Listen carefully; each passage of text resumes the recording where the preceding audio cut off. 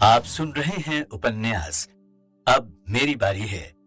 लेखक James Headley chase. मेरा नाम डर्क वेलिस है। मैं 40 वर्ष का लंबा तगड़ा एक स्वस्थ युवक हूं। चेहरे से भी बुरा नहीं हूं। मैं अमेरिका की पूर्वांचल की सबसे महंगी जासूसी संस्था एक्मे डिटेक्टिव एजेंसी में ऑपरेटर हूं। हमारी इस संस्था का मुख्यालय फ्लोरिडा में पैराडाइज सिटी के पैराडाइज एवेन्यू स्थित बहुमंजिली इमारत में ट्रूमैन बिल्डिंग की आखिरी मंजिल पर है। हमारी संस्था में कुल मिलाकर 20 आदमियों की टीम काम करती है। इस एजेंसी की स्थापना वियतनामी युद्ध के अनुभवी कर्नल विक्टर परिनेल ने कोई 6 वर्ष पहले की थी। अब इस एजेंसी की अमेरिका भर में ख्याति है। अनुभवी कर्नल ने वर्षों पहले ताड़ लिया था कि पैराडाइज सिटी में अरबपति अमीर आकर बसेंगे और उन्हें एक टॉप क्लास खुफिया एजेंसी की जरूरत पड़ेगी। एजेंसी तलाक, माता पिता की समस्याएं, ब्लैकमेल, बलात्कार, डकैती, होटलों में होने वाली हत्याएं और लूट के मामले, पति या पत्नी पर कड़ी नजर रखने आदि से संबंधित प्रायः सभी मामलों में लोगों की नजरों में चढ़ चुकी है। हम 20 ऑपरेटर अक्सर दो के बैच में काम करते हैं। हम में से प्रायः सभी सेना या पुलिस से निकले मजे हुए खिलाड़ी हैं। इस बैच का अपना अलग अलग जगहों पर ऑफिस है। सभी अपने अपने कामों में व्यस्त रहते हैं और विशेष स्थितियों को छोड़कर प्रायः कोई भी बैच ये नहीं जान पाता है कि उसके दूसरे साथी कहां और क्या काम कर रहे हैं। ये कार्य प्रणाली इसलिए अपनाई गई ताकि हमारी गतिविधियों की प्रेस को कोई सूचना न मिल सके। जिस किसी ऑपरेटर की कोई सीक्रेट प्रेस तक पहुंची कि उसे तुरंत एजेंसी से निकाल बाहर किया जाता है। मुझे इस एजेंसी में काम करते कोई 1.5 साल हो गया है, इसलिए मेरी साख जम गई है और मुझे एक अलग ऑफिस दे दिया गया है। Retired deputy sheriff mister bill Anderson मेरा असिस्टेंट है। वो भी मेरे साथ मेरे कार्यालय में अपनी डेस्क पर बैठता है। बिल एंडरसन मेरे लिए बहुत ही काम का आदमी है। वो काम करते समय वक्त की परवाह नहीं करता। जासूसी के काम में ये गुण बहुत काम की चीज है। गुप्त से गुप्त जानकारी को हासिल कर लेने में उसे गजब की बुद्धि मिली है। जब हमारे हाथ में कोई केस नहीं होता, उस समय वो शहर भर को छानता है और नाइट क्लब, रेस्टोरेंट और वाटरफ्रंट आदि के चप्पे चप्पे से वाकिफ हो जाता है। ये कटका ठिगना जरूर है, परंतु उसकी पकड़ इतनी जबरदस्त है कि वो हाथी जैसे ताकतवर व्यक्ति को भी चारों खाने चित्त कर सकता है। जुलाई की एक सुबह हम दोनों बैठे बैठे सोच रहे थे कि क्या करें। मौसम नम था, बाहर वर्षा हो रही थी। इस समय शहर में करीब बड़ी उम्र के लोग ही रह रहे थे। घूमने के लिए आने वाले यात्री सितंबर का इंतजार कर रहे थे। एंडरसन के मुंह में च्युइंग गम थी।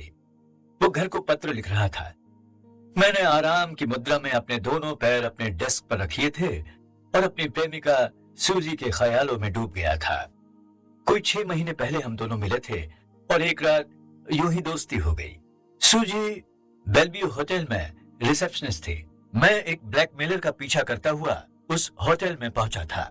वहां मैंने सूजी को अपना मकसद बताया तो उसने मुझे इतना सहयोग दिया कि मैंने पुलिस की सहायता से उस ब्लैकमेलर को धर दबोचा था। उसके लंबे चमकीले बाल, जिनके छोर लालिमा लिए हुए थे, भूरी आंखें और गुलाबी होठों पर थिरकती शरारती मुस्कान, उभरे उरोज, पतली कमर, भरे भरे नितंब और लंबी टांगें, मेरे मन के सांचे में ढला हर अंग। मैं उस पर फिदा हो गया। हम जल्दी ही एक दूसरे को प्यार करने लगे और अब तो ये हालत हो गई कि हर बुधवार की रात को जब उसकी साप्ताहिक छुट्टी होती तो हम दोनों किसी शानदार सी फूड रेस्टोरेंट में साथ साथ डिनर लेते। खा पी कर हम उसके कमरे में चले जाते और वहां पहुंचते ही मैं उसे उसके छोटे से बिस्तर पर डाल देता और हम दोनों रात भर जिंदगी का मजा लेते।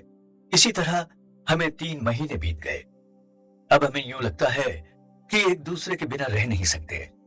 हालांकि इस ऑपरेटर जीवन में 20 लड़कियां मेरे संपर्क में आ चुकी थीं, लेकिन सूजी की बात ही कुछ और थी। मैंने सूजी को सुझाव दिया, क्यों ना हम मैरिज कर लें? वही शरारती मुस्कान उसके होठों पर थिरक आई और उसने सिर हिलाते हुए कहा, नहीं डक, अभी नहीं। तुम जानते हो मेरे पास एक अच्छी नौकरी है। शादी करते ही तुम नौकरी छोड़वा दोगे। अभी नहीं मेरे प्रियतम, कुछ दिन और इसी तरह मुक्त जिंदगी का मजा लूटें, फिर शादी करेंगे। मैं उसके इस कथन से संतुष्ट हो जाता। आज बुधवार था और मैं मस्ती में डेस्क पर दोनों पैर रखे आज रात को सूजी की खूबसूरत बाहों में रंगरेलियां मनाने के ख्याल में मुग्ध था कि अचानक इंटरकॉम बज उठा। मैंने स्विच घुमाया और रिसीवर उठाते हुए बोला, वेलिस, तुम अभी मेरे ऑफिस पहुंचो। मैंने पहचान लिया, ये ग्लेंडा कैरी की खरखरी आवाज थी। ग्लेंडा कैरी कर्नल की सेक्रेटरी थी। वो उसका दाहिना हाथ थी। लंबी, आकर्षक, सांवली, बेहद फुर्तीली और चौकस। अगर उसने कहा आओ तो रुकने का मतलब ही नहीं था। मैं तेज गति से लंबी गैलरी पार कर उसके ऑफिस में जा पहुंचा। कर्नल वॉशिंगटन गया हुआ था। इस समय इंचार्ज ग्लेंडा ही थी। दरवाजा खोलकर मैं उसकी सीट की ओर बढ़ा। सफेद ब्लाउज और काली स्कर्ट में ग्लेंडा बहुत आकर्षक लग रही थी। मैं उसके सामने वाली सीट पर बैठा ही था कि वो बोली, एक केस है। मिसेस थॉर्सन का फोन आया था। उन्हें एक ऑपरेटर की जरूरत है। आज दोपहर ठीक 12 बजे जाना होगा। उन्होंने एक शानदार व्यक्तित्व वाले जासूस की मांग की है। ओह, तो इसीलिए आपने मुझे चुना? मैं बोला, नहीं, ऐसी बात नहीं। ग्लेंडा हंसी। मैंने तुम्हें सिर्फ इसलिए चुना है कि तुम्हारे अलावा बाकी ऑपरेटर अपने अपने कामों पर जुटे हैं। फिर फुर्ती से बोली, तुम हेनरी थॉर्सन के नाम से वाकिफ हो? क्या कोई बहुत बड़ा आदमी है? मैंने पूछा। ग्लेंडा ने एक आह भरी। था। 1 वर्ष हुआ उसकी डेथ हो गई। उसकी विधवा पत्नी मिसेस थॉर्सन के पास अपार संपत्ति है। देखो, वो एक कठोर मिजाज वाली महिला है। बड़ी होशियारी से बात करनी होगी। जाओ देखो तो भला वो क्या चाहती है। उसने मुझे उसके पति की स्लिप पकड़ाते हुए कहा, ये रहा उसका पता। ठीक 12 बजे पहुंच जाना, समझे? ठीक है, मैं पहुंच जाऊंगा और अच्छी तरह पूछ लूंगा कि वो क्या चाहती है। ठीक है ना? और फिर तुम मुझे रिपोर्ट दोगे। ग्लेंडा बोली और फिर उसकी उंगलियां टेलीफोन के डायल से खेलने लगी। मैंने स्लिप संभाल कर रखी और अपने ऑफिस लौट पड़ा। ऑफिस में आते ही मैंने अपने असिस्टेंट बिल एंडरसन से कहा, मुझे आज दोपहर 12 बजे मिसेस थॉर्सन ने बुलाया है। तुम अभी इसी समय आओ। थॉर्सन परिवार के बारे में जरूरी सूचनाएं इकट्ठी करके मुझे 4 बजे यहीं ऑफिस में मिलना। बिल अपनी कुर्सी से उछलकर खड़ा हो गया। ऐसे कामों में उसे मजा आता था। ठीक है, वो बोला और चला गया। मैं 12 बजे से 3 मिनट पहले थॉर्सन के निवास के सामने था। ये शानदार आवास 2 एकड़ में फैला था। बगीचा, लॉन और पार्किंग टार्मेक वाला विशाल आवास एकदम शांत था। लगता था जैसे इनमें कम से कम 15 बेडरूम होंगे। रहने के लिए बड़े बड़े अनेक कमरे होंगे जो आधुनिक साजो सामान से सजे होंगे। 2 दरवाजे वाले मुख्य द्वार के सामने घंटी बजाने वाला बटन था। मैं सीढ़ियां चढ़कर द्वार पर पहुंचा और घंटी का बटन दबा दिया। कोई 5 मिनट की प्रतीक्षा के बाद बड़ी सावधानी से एक दरवाजा खुला। काला कोट, काली पैंट और काली टाई लगाए एक लंबे कद का काला आदमी सामने था। उम्र 70 के करीब होगी। सिर के सफेद बाल ऊन की तरह सख्त थे। चेहरे की ढीली मांसपेशियां और खून उतरी सी लाल आंखें साफ बता रही थी कि वो अव्वल दर्जे का पियक्कड़ है। मेरा नाम डक वेलिस है, मैंने परिचय देते हुए कहा। मैं एक्मे डिटेक्टिव एजेंसी से आया हूं। मुझे मिसेस थॉर्सन ने बुलाया है। उसने स्वीकृति में सिर नीचा किया और एक और को हटते हुए बोला, इधर से आइए। लड़खड़ाते कदमों से वो मुझे इज्जत के साथ अंदर ले चला। एक लंबी गैलरी पार करके हम एक दरवाजे के सामने पहुंचे। दरवाजा खोलते हुए वो बोला, आप अंदर बैठिए, मैडम यहीं आपके पास आ जाएंगी। अब मैं एक वेटिंग रूम नुमा शानदार बड़े कमरे में था जिसमें कीमती फर्नीचर था और बड़ी बड़ी तस्वीरें लगी थीं। मैं कमरे में लगी बड़ी खिड़की की ओर बढ़ गया। खिड़की से लगा बड़ा लॉन था और पेड़ थे और दूर आसमान में भूरे रंग के पानी से लदे बादल घुमड़ रहे थे। मैं सोच रहा था, पता नहीं कितनी देर में ये पियक्कड़ मिसेस थॉर्सन को बताएगा कि मैं यहाँ उनका इंतजार कर रहा हूँ। कोई 25 मिनट तक मैं वहां झक मारता रहा। तब कहीं मिसेस थॉर्सन पहुंची। मुझे उम्मीद थी कि वो अन्य शहरी महिलाओं की तरह थुल-थुल और ढलती उम्र की महिला होंगी, परंतु मेरी इस कल्पना के विपरीत वो बेहद फुर्तीली, छरहरे बदन की, लंबे आकर्षक कद की महिला निकली। भूरे सिलेटी बाल, तीखे नाक नक्श वाला सुंदर चेहरा और बालों की ही तरह चमकीली तीखी आंखें। आप मिस्टर वेलिस हैं? नजरें उठाते हुए सधी हुई निगाह मेरे चेहरे पर डालती हुई वो बोली, जी। मेरे मुंह से हड़बड़ाहट में निकला। उन्होंने एक कुर्सी की ओर इशारा किया। बैठो, मेरे पास वक्त बहुत कम है। वातावरण में मौत जैसा सन्नाटा छा गया। ग्लैंडा ने मुझे सचेत कर दिया था कि इस महिला से बड़ी सावधानी से बात करनी है, इसलिए मैं चुपचाप उसकी बताई कुर्सी पर बैठ गया। वो अपनी एक एक कीमती चीज पर नजर डालती हुई कमरे में दूसरी ओर बढ़ गई। पीछे से देखने पर तो वो अपनी वास्तविक उम्र से भी आधी उम्र की लग रही थी। मेरे ख्याल से उसकी उम्र 56 वर्ष से कम न थी, परंतु बड़ी सावधानी से संभाला हुआ उसका शरीर उसकी उम्र छुपा रहा था। मैं बस इंतजार करता रहा। इंतजार करना और धैर्य रखना हम जासूसों के काम का सबसे महत्वपूर्ण हिस्सा है। वो कमरे के दूसरे छोर पर पहुंचकर मुड़ी और कुछ दूरी पर खड़े होकर मुझे ताड़ने वाली नजरों से देखने लगी। मैंने सुना है पूर्वी अमेरिका में आपकी एजेंसी की बड़ी शोहरत है। जी हाँ, मैं बोला, तभी तो मैं इसमें काम करता हूं। वो धीरे धीरे मेरी ओर बढ़ी। तब तो मेरा ख्याल है मिस्टर वेलिस, तुम अपने आप को एक अच्छा ऑपरेटर समझते होगे। उसकी आवाज के तीखेपन से मैं चढ़ गया। जी नहीं, मैं चढ़कर बोला, मैं अपने आप को एक ऑपरेटर समझता ही नहीं हूं, बल्कि हूं भी। अब मेरे और उसके बीच सिर्फ 6 फुट का फासला था। उसने मुझे एक बार फिर गंभीर नजरों से देखा और फिर गर्दन को हल्का सा झटका देकर प्राचीन प्रकार की कीमती और शानदार कुर्सियों में से एक पर बैठ गई और अपनी लंबी लंबी उंगलियों वाले हाथों को मोड़कर अपनी गोद में रखते हुए बोली, मुझे पता लगा है कि कोई मेरी लड़की को ब्लैकमेल कर रहा है और मैं समझती हूँ आप लोग ब्लैकमेल मामलों का पता लगाने में माहिर हैं।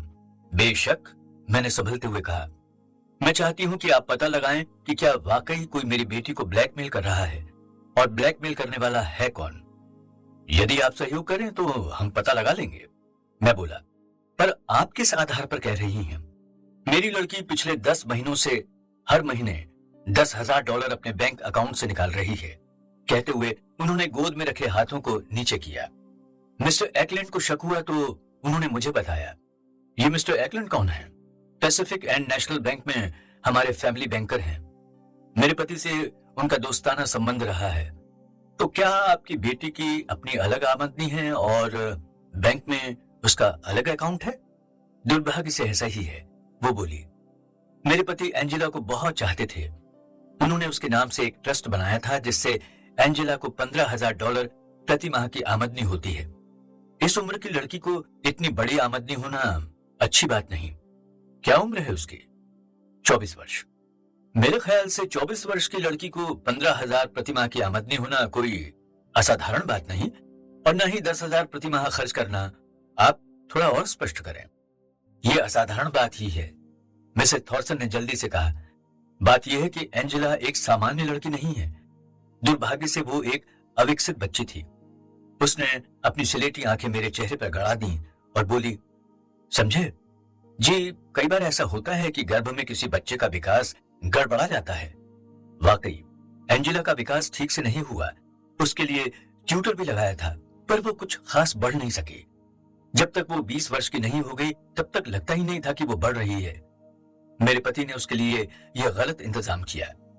2 महीने तक तो उसने पैसे को हाथ नहीं लगाया, लेकिन पिछले 10 महीनों से लगातार $10,000 हर महीने निकाल लेती है। मिस्टर एक्लैंड पर मुझे पूरा विश्वास है। मुझे शक है कि जरूर एंजेला को कोई ब्लैकमेल कर रहा है। तो इसका मतलब यह हुआ कि आपके पति की मृत्यु को 1 वर्ष हो गया और तभी एंजेला का ट्रस्ट की आमदनी पर हक हुआ, और उसके 2 महीने बाद से ही उसने उस रकम में से $10,000 हर महीने खर्च करना शुरू कर दिया। यही बात है ना? एकदम ठीक समझे। क्या उसने पहले 2 महीनों में अपने अकाउंट से कुछ भी नहीं निकाला? मैंने पूछा। मिस्टर एक्लैंड बताते हैं कि पिछले 2 महीने उसने सिर्फ $2,000 प्रति माह निकाले, जिन्हें शायद उसने अपनी नीग्रो नौकरानी का वेतन देने और अपने रहन सहन पर खर्च किया होगा। क्या आपकी बेटी आपके साथ नहीं रहती? मिसेस थॉर्सन ने सख्ती से कहा। जी नहीं, जब ये ट्रस्ट बना था उसी समय मेरे पति ने इस स्टेट के दूसरे छोर पर उसके लिए एक अलग मकान बनवा दिया था। वो उसी मकान में अपनी नीग्रो नौकरानी के साथ रहती है। मैंने बहुत दिनों से एंजेला को देखा तक नहीं है। वो मुझसे बचना चाहती है। दुर्भाग्य से वो देखने में भी अच्छी नहीं लगती। क्या उसके अपने दोस्त हैं? मैं कुछ नहीं कह सकती। उसका मुझसे कोई संबंध नहीं है। ऐसा भी तो हो सकता है कि कुछ लड़कों से या किसी खास लड़के से उसकी दोस्ती हो। मिसेस थॉर्सन ने मुंह बनाया। मुश्किल है, मैंने कहा ना, उसमें कोई आकर्षण है ही नहीं, फिर कौन लड़का उससे दोस्ती करेगा। लेकिन उसके पास पैसा है। ऐसे बहुत से लोग होते हैं जो पैसे के लिए दुनिया की सबसे बदसूरत लड़की से भी दोस्ती कर सकते हैं। देखिए, हम जो जानते थे आपको बता दिया। वो बोली, अब आगे क्या करना है, कैसे करना है, यह आप जाने। वो तो मैं पता लगा ही लूंगा, मैं बोला, लेकिन मैं आपकी बेटी के बारे में कुछ और जानकारी पाना चाहता हूं, जैसे कि उसके शौक क्या हैं, उसे तैरना पसंद है या टेनिस खेलना या नृत्य करना। मिसेस थॉर्सन ने उपेक्षा से कहा, मैं इससे ज्यादा उसके बारे में कुछ नहीं जानती। मुझे मिसेस थॉर्सन पर गुस्सा आया। ये कैसी माँ है जो अपनी बेटी के बारे में कुछ नहीं जानती। आपका और भी कोई बच्चा है, मैंने पूछा। था एक बेटा, लेकिन उसका हम लोग जिक्र क्यों करें। उसके बारे में यही बता सकती हूँ कि वो कुछ दिन पहले घर छोड़कर कहीं चला गया। मुझे खुशी है कि जब से वो गया तब से उसकी कोई खबर नहीं मिली। फिर केस एंजिला का है, लड़के का इससे कोई मतलब नहीं। क्या मैं मिस्टर एक्लैंड को मिल सकता हूँ? बिल्कुल मिलिए, वो तो मेरे विश्वसनीय व्यक्ति हैं और उन्होंने ही तो मुझे बताया था कि मैं इस मामले में आपकी सेवा लूं। और आपकी बेटी, क्या उससे भी मैं मिल सकता हूँ? बिल्कुल, आप चाहें तो उसे कल मिल सकते हैं। कल महीने की पहली तारीख है, वो बैंक से रकम निकालने जाएगी। आप मिस्टर एक्लैंड से पहले मिल लीजिए, वो आपको एंजिला से मिलवा देंगे। परंतु ध्यान रहे, उसे ये पता नहीं लगना चाहिए कि आप उसकी जासूसी कर रहे हैं। आप बेफिक्र रहिए। कहते हुए मैं उठ खड़ा हुआ। मैं आज शाम को ही मिस्टर एक्लैंड से मिल लूंगा। जरूरत पड़ी तो आपको भी कष्ट दूंगा। और हाँ, एक बात और, वो यकायक बोली, कृपया काम जल्दी निपटाएंगे, आपके चांसेस बहुत ज्यादा हैं। देखिए, मैं बोला, हम लोग बहुत व्यस्त रहते हैं, आपके काम को लंबा खींचने के लिए हमारे पास वक्त ही कहाँ है। अच्छा, वो बोली, आप मुझे फोन पर सूचना दे दें, मैं आजकल व्यस्त चल रही हूँ। उसने दरवाजे की ओर इशारा करते हुए कहा, आपको अकेले ही बाहर जाना होगा। मेरा नौकर अव्वल दर्जे का पियक्कड़ है, मैं उसे बहुत जरूरी कार्य होने पर ही बुलाती हूँ। दरवाजे पर पहुंचते पहुंचते मैंने मुड़कर देखा। आप उसकी जगह दूसरा नौकर क्यों नहीं रख लेती? उसने अपनी पलकें ऊपर उठाई और मुझे कठोर नजरों से घूरा। स्पेंडली पिछले 30 वर्षों से हमारे परिवार में है, वो मेरी हर बात से वाकिफ है, मैं उसे नहीं निकाल सकती। अब आप जा सकते हैं। मैंने दरवाजा पीछे को बंद किया। बाहर पानी बरस रहा था। मैं वर्षा में भीगता हुआ अपनी गाड़ी की ओर दौड़ा। लंच के बाद मैं अपनी गाड़ी से 3:30 बजे पैसिफिक एंड नेशनल बैंक पहुंचा। बैंक की बिल्डिंग शानदार थी। गेट पर 2 चौकीदार बंदूकें लिए खड़े थे। बैंक के कर्मचारी बुलेट प्रूफ शीशों के पीछे काम कर रहे थे। फूलों के गमले थे, नीचे मोटी कारपेट बिछी थी। एयर कंडीशनर की धीमी आवाज गूंज रही थी। दोनों चौकीदारों के बीच से निकलता हुआ मैं रिसेप्शन की ओर बढ़ा। रिसेप्शन पर एक अधेड़ उम्र की महिला थी। उसने मुझे कोई खास तवज्जो नहीं दी। मैं समझ गया कि इन महिला रिसेप्शनिस्ट की मुस्कानें सिर्फ अमीरों के लिए हैं और मेरे पास क्योंकि धन नहीं था, इसलिए वह मुझे देखकर क्यों मुस्कुराती। कहिए, उसने कहा। जी, मुझे मिस्टर एक्लैंड से मिलना है। मैंने अपने पर्स से अपना विजिटिंग कार्ड निकाला और उस महिला की ओर बढ़ा दिया। महिला ने कार्ड पढ़ा, फिर मुझे गौर से देखा। मिस्टर एक्लैंड इस समय व्यस्त हैं, महिला बोली। वैसे उनसे आपको क्या काम है? आपको ज्यादा ही दिलचस्पी है तो मिसेस थॉर्सन को फोन करके उनसे पूछिए कि मैं यहाँ क्यों आया हूँ। मिसेस थॉर्सन का नाम सुनते ही वो चौंक पड़ी। मेरा कार्ड उसने उठाया और मिस्टर एक्लैंड के कमरे में चली गई। एक चौकीदार थोड़ा पास आ गया था। मैंने पलकें उठाकर उसकी ओर देखा। उसने दूसरी तरफ निगाह की, अपनी बंदूक की बट को कसकर पकड़ा और एक ओर हट गया। कई मिनट तक मैं काउंटर पर खड़े अमीरों को रकम जमा कराते और निकालते और कर्मचारियों से बात करते देखता रहा। तभी रिसेप्शनिस्ट लौट आई। आप मिस्टर एक्लैंड से मिल सकते हैं, वो बोली। अपने दाहिनी ओर पहली मंजिल पर चले जाइए। थैंक्स, मैंने कहा और दाहिनी ओर पहली मंजिल की ओर बढ़ा। एक कमरे के आगे प्लेट पर हारिस एक्लैंड जनरल मैनेजर सुनहरे और बड़े बड़े अक्षरों में लिखा था। मैंने पीतल का बना कमरे का हैंडल घुमाया और दरवाजा खुल गया। कमरे में शानदार फर्नीचर था और एक विशाल मेज थी। मेज के पीछे हारिस एक्लैंड बैठा था। जैसे ही मैं कमरे में दाखिल हुआ, वो उठ खड़ा हुआ। ठिगने कद का पर गठीले बदन वाला व्यक्ति, जिसकी आंखों में विनम्रता भी थी और गजब की सतर्कता भी। मुझे एक कुर्सी पर बैठने का इशारा करते हुए वो बोला, मिसेस थॉर्सन ने मुझे फोन पर बता दिया था कि आप मुझसे मिलना चाहते हैं। हाँ मिस्टर वेलिस, पूछिए, आप क्या पूछना चाहते हैं?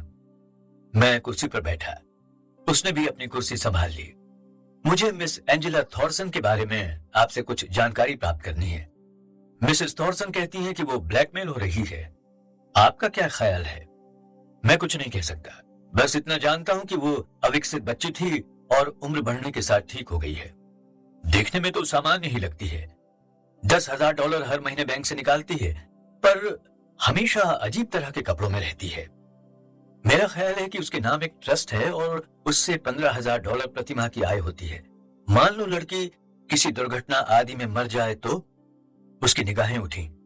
उसकी उम्र सिर्फ 24 वर्ष है, लेकिन दुर्घटना तो उम्र नहीं देखती। अगर उसकी मौत हो जाती है तो ट्रस्ट समाप्त हो जाएगा और ट्रस्ट की पूरी रकम थॉर्सन परिवार की संपत्ति में शामिल मानी जाएगी। क्या आप सोचते हैं मिस्टर एकलैंड, बैंक से लड़की $10,000 हर महीने निकाल लेती है, इसका मतलब उसे ब्लैकमेल किया जा रहा है? एकलैंड ने अपनी एक हाथ की उंगलियां दूसरे हाथ की उंगलियों में फंसाकर खींची। मिस्टर वेलिस, मुझे बैंक की नौकरी करते 15 वर्ष हो गए। मैं अच्छी तरह जानता हूं 24 वर्ष की उम्र की कोई लड़की अपने पैसे को चाहे जैसे खर्च करे, पर क्योंकि मैं थॉर्सन परिवार का हितैषी हूं और मुझे लगता है कि वो लड़की $10,000 हर महीने निकालती तो है, पर क्या करती है ये नहीं समझ पाता। इसलिए मैंने मिसेस थॉर्सन को आगाह किया। हो सकता है कि उसे कोई ब्लैकमेल कर रहा हो। आपकी बात मुझे समझ आ रही है मिस्टर एकलैंड।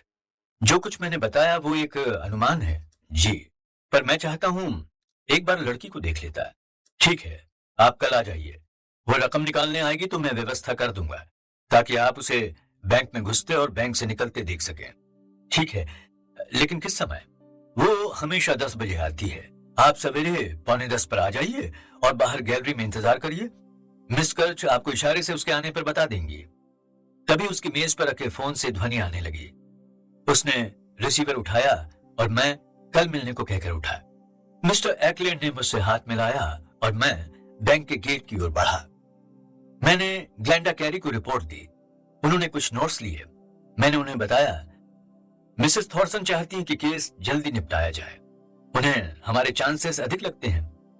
ठीक है, पर पैसे तो हमें ही मिलने हैं। ग्लेंडा मुस्कुराई। आपका अगला कदम क्या है? मुझे बैंक जाकर एंजेला का पीछा करना है और पता लगाना है कि वो $10,000 की रकम लेकर आखिर जाती कहां है। बिल को मैंने थॉर्सन परिवार के बारे में अधिक से अधिक जानकारी इकट्ठे करने भेजा है। ठीक है, उसने सिर हिलाया। पीछे लगो कहते हुए उसने फोन का रिसीवर उठाया और मैं वहां से चला आया। अपने ऑफिस में पहुंचा तो देखा बिल टाइपराइटर पर कुछ टाइप कर रहा था। मैंने उसे मिसेस थॉर्सन और मिस्टर एकलैंड के साथ हुई मुलाकात का ब्यौरा दिया। मुझे सबसे अधिक परेशान ये बात करती है, मैं बोला, कि पहले मिसेस थॉर्सन ने अपनी लड़की पर ध्यान नहीं दिया और अब बड़ी हो जाने पर लड़की उनकी परवाह नहीं करती, तो इसमें आश्चर्य क्या है? फिर क्यों मिसेस थॉर्सन लड़की की जासूसी पर खर्च कर रही हैं और इस बात से बुरी तरह चिंतित हैं कि उनकी बेटी को कोई ब्लैकमेल कर रहा है? ये क्या मुसीबत है डर्क? बिल बोला। इसमें क्या दुख है कि मिसेस थॉर्सन की लड़की ब्लैकमेल की जा रही है और पता लगाएं कि कौन क्यों ब्लैकमेल कर रहा है। मेरा ख्याल है अब इस केस में बड़ा मजा आएगा। हमें खाली एंजेला को देखना ही नहीं है, बल्कि कई अन्य काम भी करने हैं। मैं बैंक के अंदर पहुंचकर एकलैंड के संकेत का इंतजार करूंगा। तुम बाहर रहना। जैसे ही एंजेला रकम लेकर बाहर निकलेगी मैं तुम्हें संकेत दूंगा। तुम तुरंत उसका पीछा करना। वो निश्चय ही गाड़ी में जाएगी। तुम्हें उसका पीछा नहीं छोड़ना है। मेरा पूरा विश्वास है वो हमें ब्लैकमेल करने वाले के पास पहुंचा देगी। ओके डर्क, इतना आसान। अब मुझे अपनी रिपोर्ट दिखाओ। आज पूरा दिन मैंने थॉर्सन की जानकारी इकट्ठी करने में लगा दिया। पता चला कि वो बहुत बड़ा आदमी था। थॉर्सन एंड चार्टरीज कंपनी का वो सीनियर पार्टनर था। ये शहर की सबसे बड़ी कंपनी है।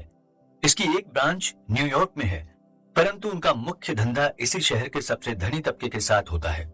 थॉर्सन बिजनेस में बहुत एक्सपर्ट था। उसने बहुत पैसा कमाया। 35 वर्ष की उम्र में उसने कैथलीन लिविंगस्टन से विवाह किया। कैथलीन के पिता का नाम जो लिविंगस्टन था। उनका तेल का कारोबार था जो कैथलीन की शादी के बाद उजड़ गया। कैथलीन ने 2 बच्चों टेरेस और एंजेला को जन्म दिया। मिसेस थॉर्सन की हैसियत से कैथलीन खूब जमकर खर्च करती थी। 35 वर्ष की उम्र में उसने कैथलीन लिविंगस्टन से विवाह किया। कैथलीन के पिता का नाम जो लिविंगस्टन था। उनका तेल का कारोबार था जो कैथलीन की शादी के बाद उजड़ गया। कैथलीन ने 2 बच्चों टेरेस और एंजेला को जन्म दिया। मिसेस थॉर्सन की हैसियत से अब भी वो सामाजिक कार्यों पर बहुत खर्च करती है। पिछले वर्ष 62 वर्ष की उम्र में थॉर्सन को एक दिन उसकी लाइब्रेरी में मृत पाया गया। उसे हार्ट अटैक हुआ था। अब सब धन की स्वामिनी मिसेस थॉर्सन है। मिस एंजेला को $10,000 प्रतिवर्ष मिलते हैं। मिस्टर को कुछ नहीं दिया जाता। शाबाश बिल, मैंने कहा, तुमने तो बहुत काम कर डाला। फिर मैंने अपनी डेस्क से पैर हटा लिए। तुम कहते हो कि एंजेला के अलावा और मामलों से हमें कोई मतलब नहीं, पर मुझे पता नहीं क्यों थॉर्सन परिवार के इतिहास में बड़ा मजा आ रहा है। मुझे उसके पुत्र टेरेस के बारे में जानकर आश्चर्य है। हमें एक फाइल बनानी चाहिए। तुम जानते हो, कर्नल जब भी लौटेगा रिपोर्ट मांगेगा। मेरा भी यही ख्याल है, बिल बोला और उसने टाइपराइटर अपनी ओर खींच लिया। शाम को कोई 6:30 बजे हम लोग अपनी रिपोर्ट तैयार कर चुके थे। तभी मुझे यकायक अपनी प्रेमिका सूजी लोंग की याद आ गई। आज बुधवार था। बुधवार की रात को ही हम दोनों लॉबस्टर एंड क्रैब रेस्टोरेंट में मिलते थे। अपनी मेज का सामान समेटते हुए मैंने कहा, आज रात तुम्हारा क्या प्रोग्राम है? मैं घर वापस जाऊंगा, जमकर डिनर लूंगा और जब तक आंखों में नींद नहीं भर जाती टीवी देखता रहूंगा। मैंने अपने सिर को हल्का सा झटका दिया। बिल, ये भी कोई जीने का तरीका है? अरे मेरी तरह कोई अच्छी सी गर्लफ्रेंड तलाश करो और रातें रंगीन करो। वो मुस्कुरा दिया। जितनी मेरी आमदनी है उसमें यह संभव नहीं, उसने कहा और हाथ हिलाते हुए बाहर निकल गया। मैंने अपनी कार स्टार्ट की और सीकॉम स्लिम कॉलोनी की एक बिल्डिंग की 4थी मंजिल पर स्थित अपने 2 कमरे वाले घर की ओर चल दिया। जब मैं पैराडाइज सिटी में आया ही था उस समय मुझे यह फ्लैट मिल गया, सस्ता और आरामदायक। भले ही कॉलोनी मजदूरों की थी पर मेरा फ्लैट अच्छा था। एक बार सूजी मेरे घर आई थी तो उसे पसंद नहीं आया, पर जब मैंने किराया बताया तो आश्चर्य से उसकी आंखें फैल गई थी। इतना सस्ता? फिर तो ठीक है। अच्छा ऐसा करो, फिर बोली थी, इसे मुझ पर छोड़ दो। देखो मैं 1 सप्ताह में इसका हुलिया बदल देती हूँ। फिर 1 सप्ताह बिल के छोटे से घर में उसके साथ रहा।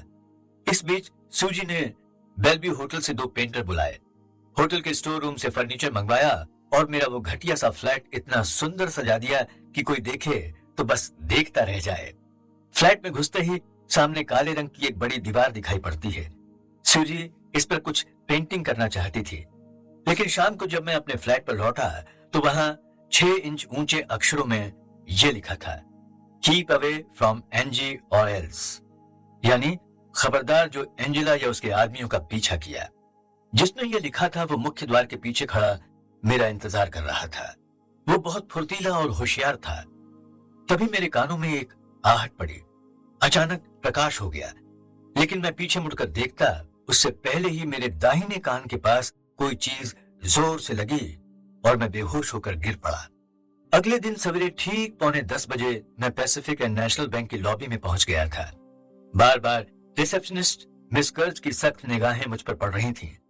मैं बुरी तरह बोर हो रहा था। क्या मैं मिस्टर एक्लैंड को खबर दे दूं कि आप आ गए? उसने अचानक कहा। बड़ी मेहरबानी होगी मिस कर्ज, होगी ना? अपने होठों को कसते हुए उसने एक स्विच दबाया और एक्लैंड को फोन पर बताया, मिस्टर वेलिस आपके पास आ रहे हैं, और फोन रख दिया। मैं एक्लैंड के ऑफिस की ओर बढ़ गया। मिस्टर एक्लैंड ने खड़े होकर मुझसे हाथ मिलाया और जल्दी से बोला, आप चलकर रिसेप्शन में बैठिए, मैंने मिस कर्ज को बता दिया है। एंजेला के आते ही वो इशारे में आपको सब समझा देंगी। मैं रिसेप्शन में पहुंचा और रिसेप्शन टेबल से कोई 10 फुट की दूरी पर एक ऊंची कुर्सी में आराम से धंस गया। मेरे सिर में बड़ी जोर का दर्द हो रहा था। आज रात मैं सूजी से नहीं मिल सका था। इसी से ऐसा दर्द हुआ कि 5 एस्प्रो निकलने के बाद भी सिर फटा जा रहा था। तभी मुझे यकायक पिछली रात याद आ गई। मैं फर्श से उठने की कोशिश कर रहा था। तभी सूजी मेरे फ्लैट पर पहुंची। उसने मुझे सहारा दिया, मुझे पलंग तक सहारा देकर पहुंचाया और लिटा दिया। मेरी दाहिनी कनपट्टी पर अंडे के आकार की सूजन उभर आई थी। सूजी बड़ी साहसी लड़की है। वो भागी भागी किचन में गई और कपड़े में बर्फ की पोटली बनाई और सूजन की जगह पर धीरे धीरे लगाया। कोई 10 मिनट बाद इस इलाज से मुझे पूरा होश आ गया। मैं कराहने लगा, सॉरी सूजी, मेरे मुंह से निकला। किसी ने चुपके से मुझ पर वार कर दिया था। कोई बात नहीं, सब ठीक हो जाएगा, सूजी बोली। इस समय तुम चुपचाप आराम करो। सूजी ने मेरे कपड़े बदलवाए और मुझे बिस्तर पर लिटा दिया। मैंने स्कॉच मांगी तो सूजी ने मना किया। नहीं, शराब नहीं मिलेगी, मैं अभी डॉक्टर बुलाती हूँ। नहीं सूजी, मैंने उसे रोका, डॉक्टर की कोई जरूरत नहीं है, ये चीज तो हमारे काम में चलती ही रहती है, कल तक ठीक हो जाऊंगा। सूजी ने एक आह भरी और ड्रिंक तैयार करने लगी। फिर उसने मुझे एक पैक दिया और अपने लिए भी पैक बनाने लगी। अपना पैक तैयार करने के बाद वो मेरे बिस्तर पर आ बैठी और चिंतित सी होकर उसने अपनी नजरें मुझ पर गड़ा दी। सब ठीक हो जाएगा सूजी, तुम क्यों चिंता करती हो? उसने अपना पैक उठाया और पी गई।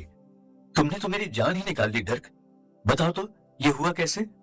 कोई खास बात नहीं, बस ये समझो कि मैं एक नए केस पर काम कर रहा था। लगता है जिस गैंग के खिलाफ मैं जासूसी कर रहा था उसी के किसी आदमी की ये करतूत है। ओह, सूजी ने घबरा कर सिर हिलाया। क्या मैं जान सकती हूँ ये एनजी कौन है? नहीं सूजी, आई एम सॉरी, ये मामला मेरी जासूसी संस्था से संबंधित है, इसलिए मैं मुंह नहीं खोल सकता। पहली बार मुझसे सूजी को पता लगा कि मैं अपने काम के बारे में कोई बात नहीं कर सकता। ठीक है, सूजी बोली, मैं नींद की 3 गोलियां देती हूँ, चुपचाप इन्हें निगल लो। लेकिन मैं तो तुम्हारे साथ ही सोऊंगा सूजी, तुम जानती हो ये बुधवार की रात। नहीं डर्क नहीं, तुम्हें आराम की सख्त जरूरत है, उसने सख्ती से कहा। ये गोलियां लो और सो जाओ। मैंने गोलियां निगल ली। मैं कल पेंटर को बुलाकर ये दीवार ठीक करा दूंगी, सूजी बोली। लेकिन ये आदमी अंदर आया कैसे? मुझे लगता है वो कई आदमी थे, उन्होंने ताले को चाबी मिलाकर खोला होगा। कोई बात नहीं, मैं कल ताला और चाबियां सभी बदलवा दूंगी। अब तुम सो जाओ। वो झुकी और मुझे किस किया, फिर वो चली गई। इसके बाद मुझे नींद आ गई। आज सवेरे मैं उठा तो सिर में तेज दर्द था, फिर भी मैं तैयार होकर 9:15 बजे बिल के घर की ओर चल दिया। वो अपने घर से अपनी कार में चलने ही वाला था कि मेरी कार आती दिखी। उसने अपनी कार स्टार्ट कर दी। पास पहुंचकर मैंने उसके कान में रात वाली घटना बताई। लगता है किसी बड़ी मुसीबत में फंसेंगे डर्क, उसके मुंह से निकला। लगता है किसी ने उन लोगों को बता दिया कि हम एंजेला की जासूसी कर रहे हैं। कौन हो सकता है वो? यही तो हमें पता लगाना है। कोई 9:45 पर हम लोग बैंक के सामने पहुंच गए थे। मैं कार से उतरा और बोला, जैसे ही एंजेला अंदर जाएगी मैं तुम्हें इशारा करूंगा, हमें उसका पीछा करना है। इस समय वर्षा थम गई थी और मैं आराम कुर्सी पर बैठा था। मेरी एक आंख मिस कर्च पर थी कि कब वो इशारा करें और मैं एक्शन में आ जाऊं। मिस कर्च धीमी आवाज में फोन कर रही होती तो कभी बटन दबाती, कभी उसके चेहरे पर कसाव बढ़ जाता। यकायक मिस कर्च उठ खड़ी हुई। उसके चेहरे पर वसंत जैसी मुस्कान फैल गई थी, जो उसकी सर्द मुस्कान से कुछ कम तीखी थी। मुझे लगा कि कोई बड़ी पार्टी आ रही है। मेरी निगाह प्रवेश द्वार पर गई। एक लड़की ने मुख्य द्वार में प्रवेश किया था। चौकीदार ने उसे सलाम किया। वो बेधड़क तेजी से चलती हुई मेरे सामने से गुजर गई। मैंने उसे बहुत पास से खूब अच्छी तरह देखा। पतली पतली माचिस की तीली की तरह, न उसका सीना भारी न नितंब। वो एक मामूली सा हैट पहने थी, जैसा कि मैक्सिको के खेतों में काम करने वाले मजदूर पहने रहते हैं। हैट कुछ इस तरह झुका हुआ था कि उसका चेहरा पूरा नजर न आए। 4 इंच चौड़ा धूप का चश्मा उसकी आंखों पर लगा था। गहरे रंग की ढीली ढाली टी शर्ट और नीले रंग की जीन्स, जैसा कि दुनिया भर की मामूली लड़कियां पहना करती हैं। वो पैरों में सैंडल पहने थी। उसके पैरों के नाखूनों पर नेल पॉलिश नहीं थी। ज्यादा से ज्यादा वो एक मामूली टूरिस्ट लगती थी। थॉर्सन परिवार की अरबों की संपत्ति की वारिस जैसा उसमें कुछ नहीं था, एक उसकी चाल को छोड़कर। मिस कर्च स्वयं उसे सम्मानपूर्वक एक्लैंड के ऑफिस में ले गई। मैं दौड़कर बिल के पास पहुंचा। स्ट्रॉ हैट और जीन्स पहले जो लड़की अभी अभी अंदर गई है ना, वही एंजेला है। मेरा भी यही अनुमान था। उसकी कार वो खड़ी है, 2 कारों के बाद तीसरी। बिल ने इशारा किया। ओके बिल, मैं अपनी कार यहीं छोड़ता हूं। ये कहते हुए मैं उसकी कार में उसके बराबर में आ बैठा। हम अभी इंतजार करते हैं। जैसे ही वो अपनी कार में बैठकर भागेगी, हम उसका पीछा करेंगे। कोई 10 मिनट बाद एंजेला बैंक से निकली। उसके पास छोटा सा प्लास्टिक का ब्रीफकेस था। निश्चय ही ये ब्रीफकेस एक्लैंड ने दिया था और $10,000 की रकम इसी ब्रीफकेस में थी। उसने अपनी कार स्टार्ट की। गाड़ी ने स्पीड पकड़ी और वो वाटर फ्रंट की ओर मुड़ गई। फिर उसने अपनी गाड़ी बाएं मोड़ दी और वाटर फ्रंट में बगल की पतली सड़क से घुसी, जहां मछलियां पकड़ने की नावें खड़ी थी और मामूली लोग रहते थे। इस समय वहां चहल पहल दिखाई पड़ी। मछुआरे अपनी नावें पानी में उतारने के लिए जा रहे थे। जवान हिप्पियों के जोड़े कॉफी पी रहे थे और ऊँघ रहे थे। एक खाली स्थान पर उसने अपनी कार रोक दी। बिल ने अपनी कार उसके बराबर से निकाली और थोड़ी दूर पर अलग जाकर रोक दी। बिल ने गाड़ी बंद की। मैं फुर्ती से बाहर कूदा। मेरी निगाहें एंजेला का पीछा कर रही थी। कारों के पीछे छुपते छुपते कैफे और रेस्टोरेंट की कतारों के आगे से निकलते हुए मैं उसके पीछे लगा रहा। एक पुराने से मकान के मुख्य द्वार में मैंने उसे घुसते देखा। उस पर एक बोर्ड लगा था जिस पर लिखा था द ब्लैक कैसेट डिस्को। धीरे धीरे चलते हुए मैं मुख्य द्वार पर पहुंच गया। शीशे के दरवाजे पर एक नोटिस चिपका था। उसमें लिखा था केवल काले आदमियों के लिए, गोरे आदमियों का प्रवेश वर्जित है। मैं थोड़ी देर दरवाजे के आगे खड़ा रहा और फिर बिल की गाड़ी की ओर चल पड़ा। इस जगह के बारे में अधिक जानकारी इकट्ठी किए बिना इसमें घुसना मैंने ठीक नहीं समझा। केवल काले लोगों के लिए। मैंने उस मकान की ओर इशारा किया और बोला, बिल तुम यहीं ठहर कर देखो ये लड़की कितनी देर में अंदर से निकलती है। मैं जरा इसके बारे में कुछ जानकारी हासिल करता हूँ। वाटर फ्रंट पे भीड़ थी। मैं भीड़ को चीरता हुआ नेपच्यून टैवरिन पहुंचा। मैं यहाँ एल बर्नी से मिलना चाहता था। एल बर्नी एक ऐसा पुलिसमैन था जो वाटर फ्रंट के चप्पे चप्पे से परिचित था।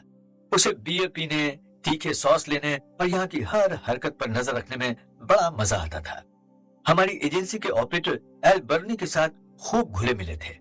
हम लोग उसे बियर पिलाते, सॉस खिलाते और वो धड़ाधड़ जानकारी उगलता था। हमेशा की तरह वो मुझे नेपच्यून टैवरिन के बाहर ही मिल गया और मुझे देखते ही बोला, अरे मिस्टर वेलिस, तुमसे मिलकर तो दिल खुश हो गया। मैं अभी नाश्ता करने की सोच रहा था। तुम नाश्ता करोगे ना? हाँ चलो होटल में चलते हैं। मैं बोला, मैं तुम्हारे लिए बियर और नाश्ते का इंतजाम करता हूँ। फिर हम दोनों नेपच्यून टैवरिन के अंदर चले गए। बर्नी ने अंदर पहुंचते ही बार कीपर को इशारा किया, सैम जल्दी से नाश्ता लगाओ। यस बर्नी सर, सैम बोला और फिर मेरी ओर देखकर मुस्कुराया। अच्छा मिस्टर वेलिस, आप क्या लेंगे, कॉफी या कुछ और? अभी नहीं, मैं बोला, अभी तो मैं नाश्ता कर चुका हूं। बर्नी अपनी कोने की सीट पर जम गया। मैं भी उसके साथ बैठा। हाँ मिस्टर वेलिस, खुश हो ना? और तुम्हारे कर्नल का क्या हाल है? मैं बर्नी की आदत से परिचित था कि जब तक वो कम से कम 3 पैक बियर और एक फुल प्लेट सॉसेज गले के नीचे नहीं उतार लेता, तब तक कोई बात नहीं उगल सकता। कर्नल इस समय वॉशिंगटन में है। मैंने सिगरेट जलाते हुए कहा, मैं तो ठीक हूं ही, तुम सुनाओ, तुम कैसे हो?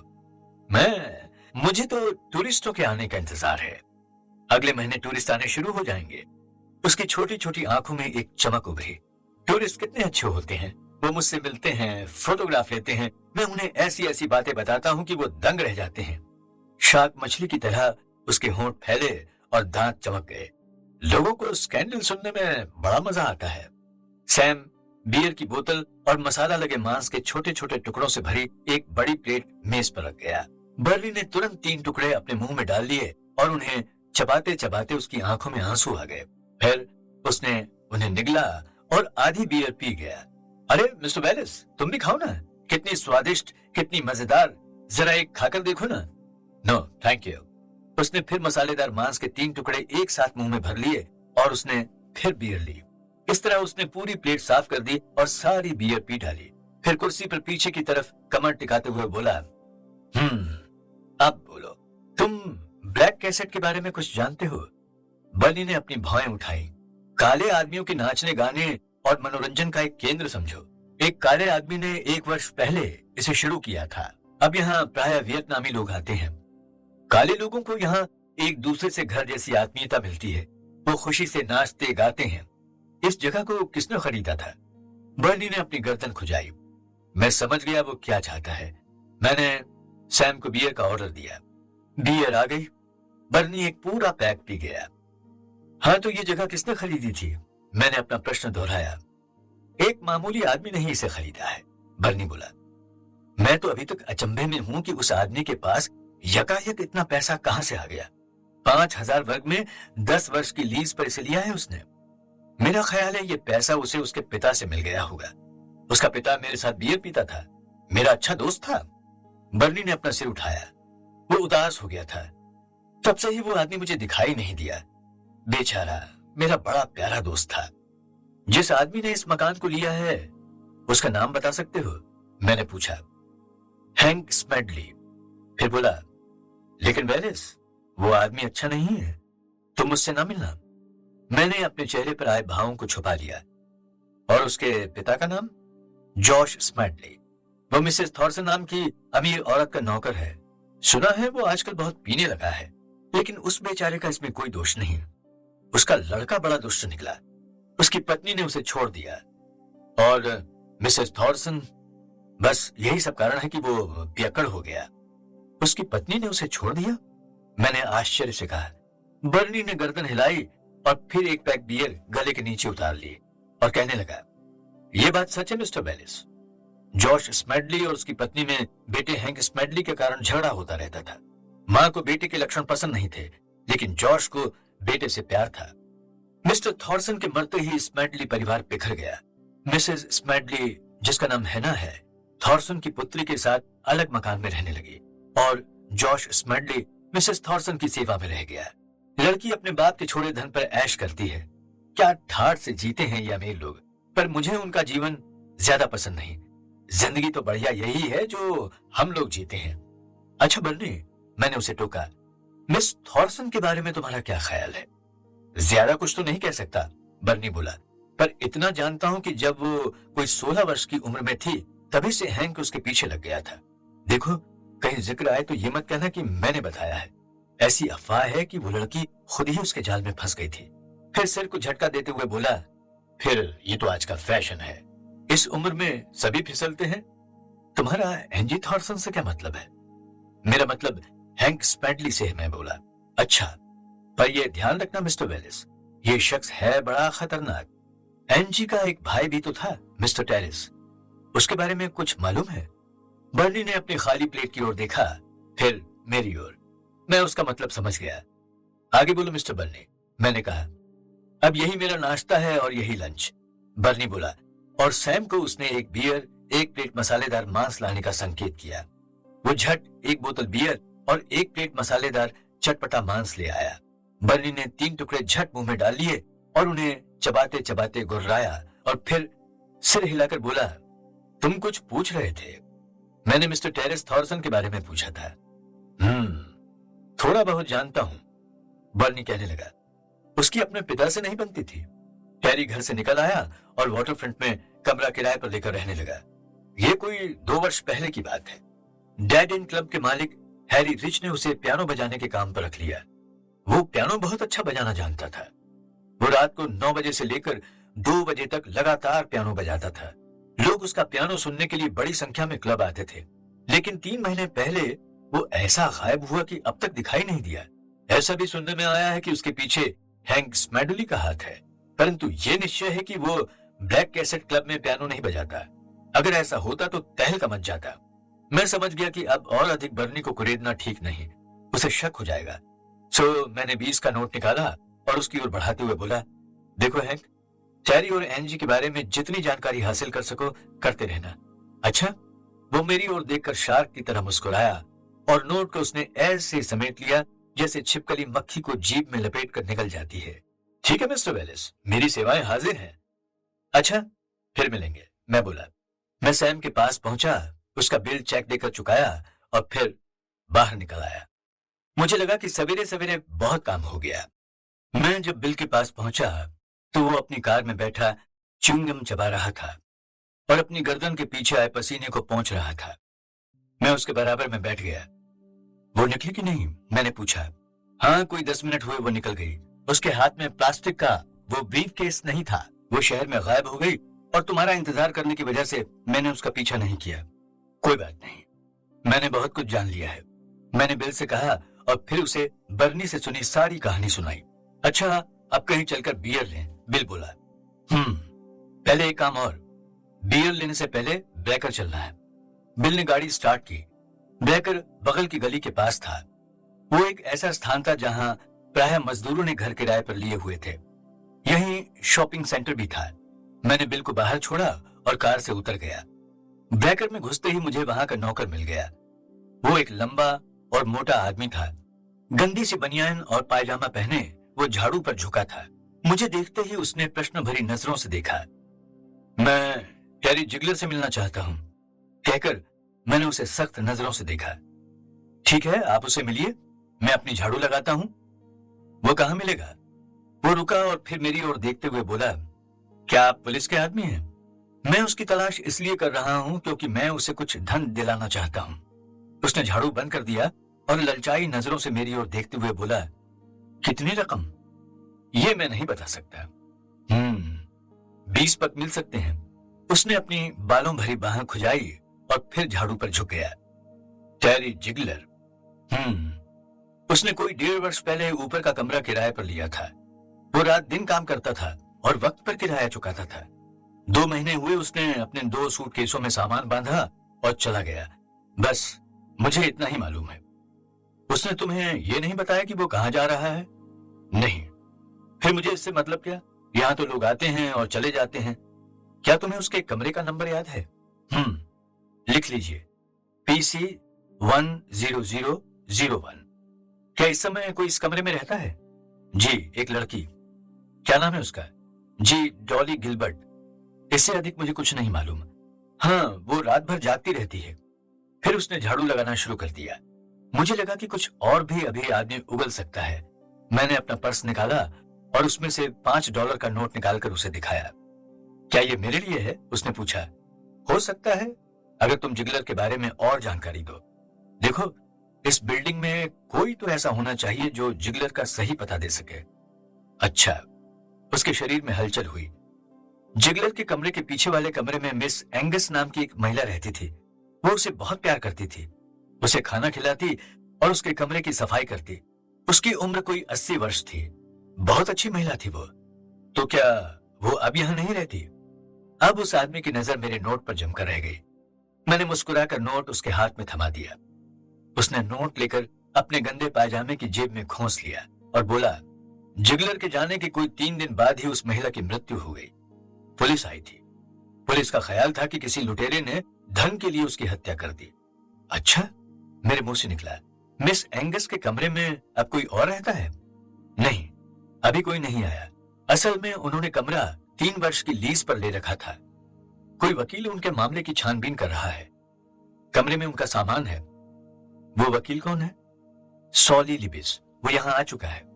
मैंने समझ लिया कि अब इस मामले में यह व्यक्ति और अधिक नहीं बता पाएगा। अच्छा, धन्यवाद, मैंने कहा। हो सकता है मैं तुम्हें फिर दोबारा मिलूं और $5 का एक नोट तुम्हें फिर मिले। उसने सिर हिलाया। जरूर, आप अवश्य आइएगा। मैं उस बिल्डिंग से बाहर आया जहां बिल मेरी प्रतीक्षा में खड़ा च्युइंगम चबा रहा था। बिल, तुम जरा सॉलिस लिविस नाम के वकील का पता लगाओ। मैं अभी थोड़ी देर में लौटता हूं। मैं फिर वापस उसी मकान में पहुंचा और लिफ्ट से टॉप फ्लोर पर पहुंचा। वहां सिर्फ 2 फ्लैट थे। एक पर चिट लगी थी, मिस डॉली गिलबर्ट। मैंने इस फ्लैट की घंटी का बटन दबाया। मैंने कई बार घंटी बजाई। अभी 5:50 का समय था। झटके के साथ दरवाजा खुला। 20 वर्ष की सजी संवरी लड़की, जिसके बाल घुंघराले थे, सामने आ खड़ी हुई। उसने मेरी ओर देखा और मुस्कुराई। उसकी मुस्कान बेधने वाली थी। सॉरी मिस्टर, वो बोली, अभी 2 घंटे लगेंगे। मैं इस समय अपने एक दोस्त के साथ हूं, तो फिर मैं 2 घंटे इंतजार करूं? मैं बोला, अभी अभी मेरे एक आदमी ने बताया था कि आप मेरी मदद कर सकती हैं। मेरी नजरें उसके सजे संवरे घर की नजाकत देख रही थी। मैं जरूर आपके लिए हाजिर हूं, परंतु इस समय। तभी कमरे में एक आवाज गूंजी, इस पाजी को कह दे कि यहां से दफा हो जाए और तुरंत अंदर आ जा। मुझे अपना सारा दिन बेकार नहीं करना। लड़की घबरा गई। यह आदमी बड़ा खतरनाक है। अच्छा, फिर मिलेंगे, कहते हुए उसने झट दरवाजा बंद कर लिया। मैं चौंका। अंदर से आने वाली आवाज निश्चय ही किसी नीग्रो की थी। खतरनाक आदमी, लड़की ने कहा था। मेरा शक बढ़ गया, परंतु मैं वहीं पहुंच गया जहां बिल इंतजार कर रहा था। पता मिला? मिल गया। 57 सीकॉम रोड।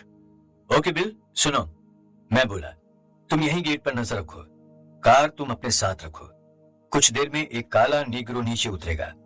अगर वो गाड़ी में जाए तो तुम अपनी कार से उसका पीछा करना और पता लगाना कि ये व्यक्ति कहीं हैंक स्मैडली तो नहीं। और तुम?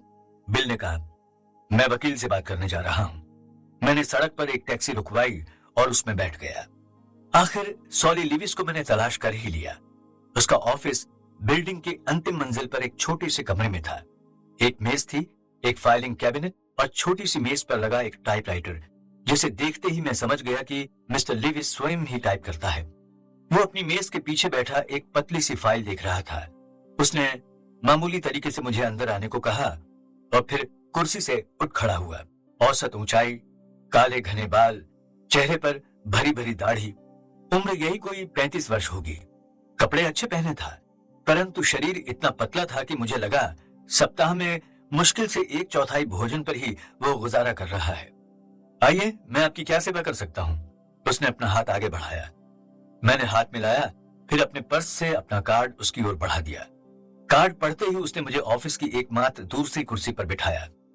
कुर्सी इतनी पुरानी और मरियल थी कि बैठते समय मैं यही सोचता रहा कि मेरा बोझ ये सह भी पाएगी या नहीं। कार्ड को पढ़ते हुए वो भी अपनी कुर्सी पर बैठा। फिर उसने यकायक नजरें उठाकर मुझे देखा।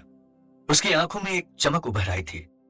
मुझे बड़ी खुशी हुई आपसे मिलकर मिस्टर वेलिस, वो बोला। मैं आपकी एजेंसी से पूरी तरह परिचित हूं। अब बताइए, मैं आपके किस काम आ सकता हूं? मेरा ख्याल है स्वर्गीय मिस एंगस का केस आपके पास है। जी, आपने सही कहा। क्या आप किसी टेरिस थॉर्सन या टेरी जिगली नाम के व्यक्ति से परिचित हैं? उसने सिर हिलाया। टेरी जिगलर? हाँ, मैं इस नाम को जानता हूं। मुझे इसी व्यक्ति की तलाश है।